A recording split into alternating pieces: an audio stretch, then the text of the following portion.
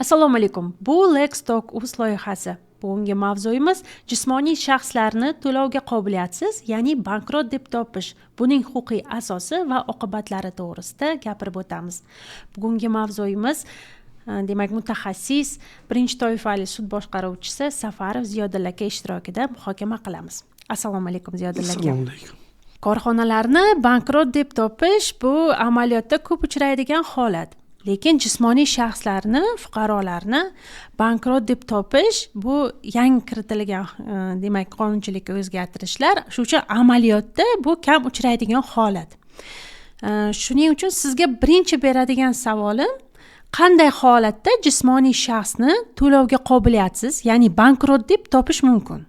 Qonunda belgilangan-ku, jismoniy shaxsning qarzdorligi 90 milliondan ko'proq qarzdorligi mavjud fuqarolar sudga o'zini bankrot deb topish bo'yicha o'zi yo uni mutaxassisi yoki advokati murojaat qilishi mumkin. Undan kam summalar u holda sudda bunaqa holatlar qarzdorliklar bo'yicha ko'rilmaydi. To'lovga qobiliyatsiz deb topish to'g'risidagi ariza bilan kimlar murojaat qila oladi? Endi to'lovga qobiliyatsiz deb topish bo'yicha qonunda belgilangan fuqaro o'zini o'zi bankrot deb topishi kerak. Lekin bugungi kunda bizni fuqarolarimiz ko'ryapmizki, amaliyotda ham hali yuridik huquqiy bilimlari yetarli emas. Undan tashqari bankrotlik talabi bo'yicha, qonuniy talabi bo'yicha juda ko'plab hujjatlar tayyorlanishi kerak. Shuning uchun fuqarolar ko'proq hozirgi kunda bir yuridik huquqiy kompaniyalar, advokatlar yollashib, shular orqali murojaat qilishyapti. Uni kreditorlarichi? Qonunda kreditorlar ham chiqishi mumkin. Bu toifadagi ishlarni iqtisodiy sudlar ko'rib chiqishyapti bugungi kunda. Deylik, men demak o'zimni bankrot deb topish uchun sudga murojaat qilmoqchiman. Nima hujjatlarni sudga taqdim qilishim kerak? Endi bu juda ko'p hujjatlar, uni hammasini hozir aytib o'tirishga ancha vaqt ketadi. Hujjatlar. Asosiy shu bankrotga qanday holatda kelib qoldi, kimdan qarzdorligi bor. Bu qarzdorlik qanday paydo bo'lganligini isbotlovchi barcha hujjatlar. Ya'ni shu fuqaroni nomidagi mulki bor yo'qligi, tegishli kadastr organdan olingan bo'lishi kerak. Yo'l harakati xavfsizligidan unga tegishli bo'lgan transport vositalari bor yo'qligi bo'lishi kerak. Bankrot bo'lish uchun yo'q bo'lishi kerak. Agrosanoat majmuasining ustidan nazorat tashkilotimiz bor. U yerda ham qishloq xo'jaligi texnika va transport vositalari, asbob-uskunalari yo'qligi, uni daromadi yo'qligi, joyda ishlamasligi. Asosan mana shu hujjatlar qo'shimcha mayda uni oilasidagi turmush o'rtog'i, farzandlari, o'zini oilasini holati, iqtisodiy holati, bularni hammasini baribir yoritish kerak. Shuning uchun ham fuqaroning o'zi juda qiyin bankrotlikka ariza topshirish. Avvalambor advokatlar orqali topshirsa ma'qulroq bo'ladi. Aytaylik, mana sudga arizani berdi, bankrot deb topish to'g'risida. Shu ishni ko'rib chiqish bosqichi qanday bo'ladi? Endi sudga fuqaro murojaat qilgandan keyin iqtisodiy sud tomonidan tegishli tartibda ko'rib chiqilib, agar ijro ishga yuritishga qabul qilinsa, ajrim chiqariladi. Hozir bugungi kunda qisqacha aytib o'tib ketsam, hali bizda sudlarimizda ham amaliyot yo'qligi uchun har xil ajrimlar chiqyapti. Ajrim chiqishi kerakki, shu to'lovga qobiliyatsiz deb topish ishi boshlansin.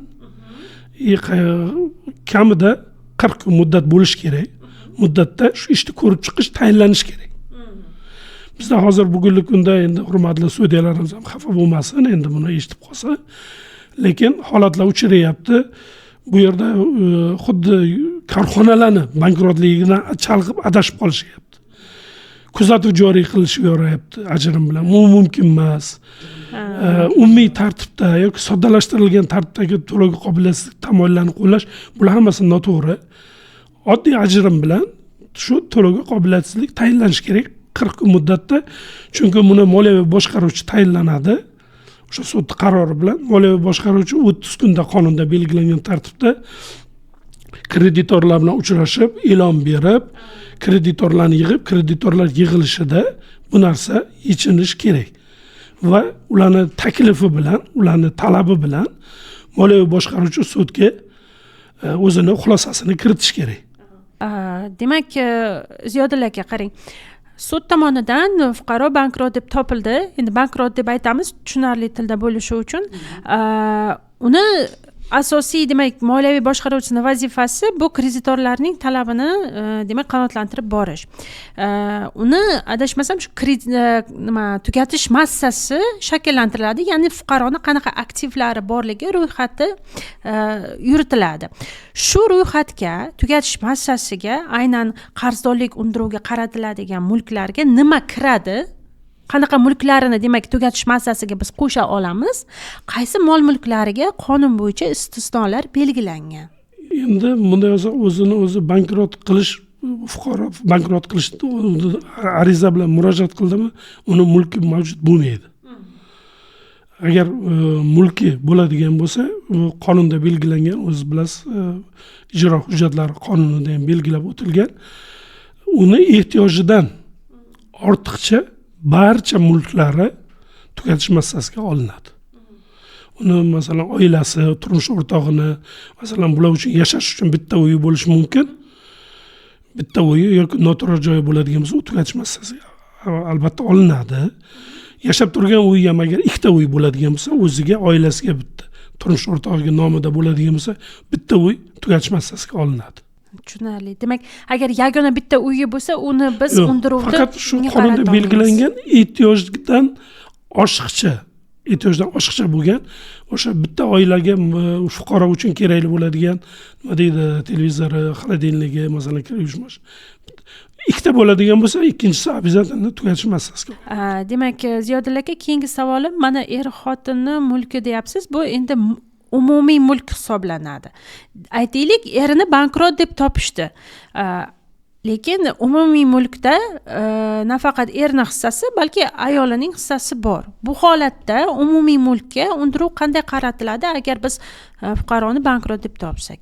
Xuddi boya hozir aytgan gapimizda o'zi, agar ikkita uy bo'ladigan bo'lsa, bittasi erini, bittasi oilasining nomida bo'ladigan bo'lsa, bitta uy обязательно albatta unga tugatish massasiga olinadi. Agar bitta yashab turgan uyi bo'lsa, u qonunda belgilangan istisno unga tegib bo'lmaydi. Aytaylik, avtotransport vositasi bor, lekin u bankrot deb topilgan fuqaroni nomida emasda, uni ayolini nomida. Transport vositasi umumiy mulkka kiradi. O'shanga ham biz undiruvni qarata olamizmi? Qarata olamiz. Chunki bu qonunda belgilangan, bu umumiy mulk. Umumiy mulk bo'lganligi uchun kreditor talabini qondirish uchun majbur mulkka bo'ladi. qaratamiz. O'sha fuqaroni demak ulushiga nisbatan qaratamizda shunda 50%ga. Tushunarli. Ziyodulla aka, sizda amaliyotingizda shunaqa holat bo'lganmi? Misol uchun o'zini ataylatib bankrotlik holatiga olib kelgan fuqaro. Misol uchun aytaylik, men bankdan kredit oldim. Uni qaytarish niyatim yo'q, mulklarimni yashirishni boshladim-da. Shu yo'li bilan qanaydir qarzdorlikdan qochish yo'lini qidiryapman. O'zimni ataylatib bankrot deb topdim. Bor buni holat hozir ayni men holatda Koreyaga qochib ketgan ekan, bankda ishlagan xodim, katta pul kredit olgan. Shu holat tushgan, hozir buni tayyorlayapmiz. O'sha Vazirlar Mahkamasining 224-sonli qarori bor. Soxta bankrotlik, qasddan bankrotlik holati. O'sha bo'yicha moliyaviy boshqaruvchi tegishli tartibda xulosa kiritadi, prokuraturga o'tkazadi. Demak, tekshiruv o'tkaziladi. Moliyaviy boshqaruvchi tahlil jarayonida agar uni masalan mulklari borda, bilmadim, uni yo o'zi ataylabmi yoki uni advokatlarimi noto'g'ri tushuncha berimmi, bizda shunaqa holat bo'ldi. O'zini o'zi bankrotga beryapti. Uyi bor. Mashinasi bor, nomida ikkita mashina bor. O'zini o'zi bankrotga beryapti. Bunaqa holatlarimiz rad qilinadi sudda. Moliyaviy boshqaruvchi baribir to'g'ri sabot beradi, sabotni ko'rsatib, bankrotlik holati yo'q bu yerda deb buni rad qilinadi. Lekin bitta holat ham bo'lib qoldi. Bu ijtimoiy tarmoqlarda qimor o'ynab, qimor hisobidan bu zararga kirib qolgan, shu bankrot holati kelib qolgan, qarzdorlik paydo bo'lib qolgan. Bu bankdan kreditni olib, buni yopmasdan ikkinchi bankdan yana kredit olib, bu birinchi bankda kredit qarzdorligini yopishga yo'naltirgan holatlar yoki uchinchisidan bitta yana bir nima deydi, moliyaviy qarz beradigan tashkilotlardan pul olib bunisini yopaman degan holatlar ham bu chiqib qoldi, uchradi bu. Buni ham biz rad qilib bordik. Qasddan bankrotlikka o'zini olib kelgan bo'lsa, prokuratura tomonidan tekshiruv o'tkazilib, shu aniqlansa, unga nisbatan qanaqadir ish qo'zg'atiladi. Jinoiy ish qo'zg'atilib, tegishli tartibda o'sha undirish chorasi ko'riladi. Ziyodulla aka, yana bitta savolim, mana bankrot deb topdik fuqaroni, unga misol uchun qanaqadir qonun bo'yicha mulkiy yoki shaxsiy huquqlariga chegaralar qo'yilishi mumkinmi? Nimalar qila olmaydi aynan shu jarayonda? Endi hozirgi kunda qonunimiz hali takomillashmagan. Shu xuddi mana shu holatda hozir bizda ham muammo kelib chiqyapti. Biz sudyalar bilan ham hammasini maslahat qilyapmiz. Majburiy ijro byurosida bor ularda. Ijro hujjatlari qonunida haligi cheklovlar bor, masalan 10 yil chet elga chiqa olmasligi, 10 yil masalan kredit ola olmasligi, bunaqa cheklovlar bor-da, lekin bizda to'lovga qobiliyatsizlik qonunimizda bu narsa hali to'liq ochilmagan. Bugungi kunda biz bankrot deb e'lon qilyapmiz. Kreditorlarga xat berib ular zararga olyapti. Endi bunday olsa yechilyapti buni qarzdorligi. Lekin baribir o'sha yechilgani ham buni o'sha tarixiga ko'rinadi baribir fuqaroni. Xohlaymizmi, bank masalan siz bankir bo'ladigan bo'lsangiz, o'tgan boshqa bir bank qarzdorligini zararga bank olgan bo'lsa, yopmagan bo'lsa, bu baribir ko'rinadi. Bu endi ataydan cheklov bo'lmasa ham baribir cheklov bor. Demak, kreditlar ola olmaydi, ma'lum bir bitimlarda tuzolmaydi, chet el chiqa olmaydi. Moliyaviy boshqaruvchiga vakolat bor. Bu vakolat bor. Endi moliyaviy boshqaruvchi shuni ham majburiy ijroga masalan tugatildi, bankrot deb topildi, mana shuncha qarzdorlik yopilmay qoldi degan ma'lumotni ham taqdim qilish mumkin. Lekin bu majburiy emas, huquq hali kiritilmagan. Agar kiritilganda shu aniq bo'lardi, lekin shunda ham kiritsa, u haligi majburiy ijroni yangi chiqqan qonuni bor, hali reyestrga kiritib qo'yish. 10 yil davomida reyestrga kiritib qo'ysa, 10 yil davomi ichida agar biror mulk sotib olsa yoki aytib bo'lmaydi. Bugun fuqaro bankrot qiyin ahvolga kelib qolganu, yana 1 yil 2 yildan keyin Alloh tomonidan qandaydir yo'l berib bir daromad paydo bo'lib qolsa, bu narsa ijro tiklanadi. Ijro tiklanib, qolgan kreditorlarning demak talabi yana qanoatlantirilishi boshlayveradi. Lekin bizda ayrim bankrotlik holatlar, pensionerlar yoki nogironlar, shunaqa holatlar bu, endi ularni baribir o'sha kreditor o'zini zararga oladi. Demak, Ziyodulla aka, sizga kattakon rahmat. Suhbatimiz davomida juda ham qiziqarli, foydali ma'lumotlarni berdingiz. Biz o'ylaymizki, bizning tinglovchilarimiz balkim kimdadir hozir shunaqa holat bo'layotgandir. Kimdir o'sha sudga shunaqa toifada to'lovga qobiliyatsiz deb topish to'g'risida ariza bilan murojaat qilmoqchi-yu, buni bilmaydi yoki balkim kreditor bilmasligi mumkin. Shu suhbatimiz davomida foydali ma'lumotni berdingiz. Bu mavzu endi juda ham keng mavzu. Qanaqadir qo'shimcha savollar bo'lishi mumkin. Marhamat, bizga murojaat qiling, kommentariyda qoldiring. Mana Ziyodulla aka bevosita moliyaviy boshqaruvchi sifatida aynan shu ishlarni olib boradilar. Kimgadir agar yordamlari kerak bo'lsa, biz kontaktni beramiz. Birgalikda hamkorlikda ishlaysizlar. Kelganingiz uchun rahmat. Savollarimizga javob berganingiz uchun rahmat. Kattakon sog' bo'ling, salomat bo'ling. Yana uchrashganimizgacha. Rahmat sizlarga ham. Endi xohlaymizmi yo'qmi, fuqarolarimiz haqiqatan qiynalgan fuqarolarimiz bor. Bularga ozmi ko'pmi yordaminglar tegayotgani o'zi sizlar uchun baxt. Endi yana bir bor o'sha fuqarolarga aytmoqchimanki, o'zlari alohida bu ishni oxirigacha yetkazish qiyin.